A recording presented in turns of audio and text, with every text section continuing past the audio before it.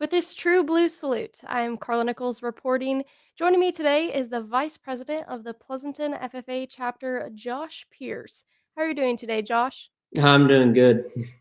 That's good. In talking a little bit more about FFA, recently the FFA chapter qualified for livestock judging at the state level. Talk a little bit more about livestock judging and what to anticipate when looking at the state level. Yeah, so at state it's super competitive for livestock judging. So we're us as a chapter, we gotta work really hard together to, really strive and succeed and try to, work around um, getting some of our people who didn't score as well as before to really try their best and, do the best they can while they're at state this year. That's what we're shooting for.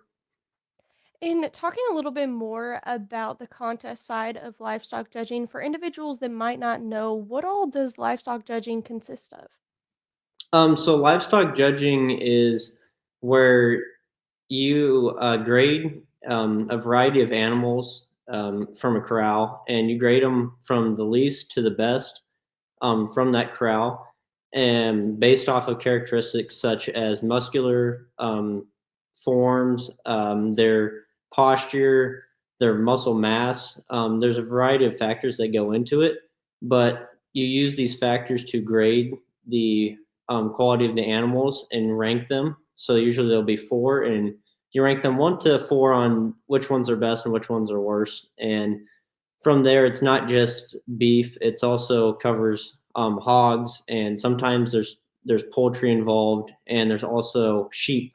So And in talking a little bit more about personally with the livestock judging side of things, you placed fifth for the district livestock judging, was that correct? yes, I did. In placing pretty high with the livestock judging and being a competitor in this contest, what would you say is one of the most challenging aspects when it comes to livestock judging that you've had to work towards in making it to that fifth place level? Definitely the hardest thing that I've had to overcome when it comes to, getting better at livestock judging is working around the animals I haven't been around my whole life. So I grew up around cattle and bulls, so it's real easy for me to grade those. But I've never dealt with sheep. My family has never had sheep in their lives, so it's been quite a challenge getting to learn how to grade those. Just because I've had no real experience around them. And hogs, I've had my dad and my grandpa used to have them on the farm, so it was a lot easier to have some sort of a advice on grading them compared to sheep. So And in talking about some of these other contests, there's LDEs and CDEs, which participated in both of those. Share a little bit more about those contests that you were involved in. Yeah, so for LDs this year, I competed in extemporaneous speaking, and so I made a speech in 30 minutes and had to get presented in front of a judge.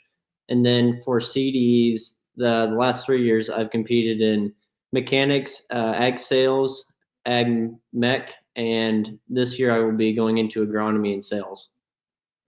And looking at that wide range of different contests, like you mentioned, CDEs haven't quite happened yet, but they're going to be coming up here soon. What would you say is one of your favorite CDE contests to participate in or learn more about?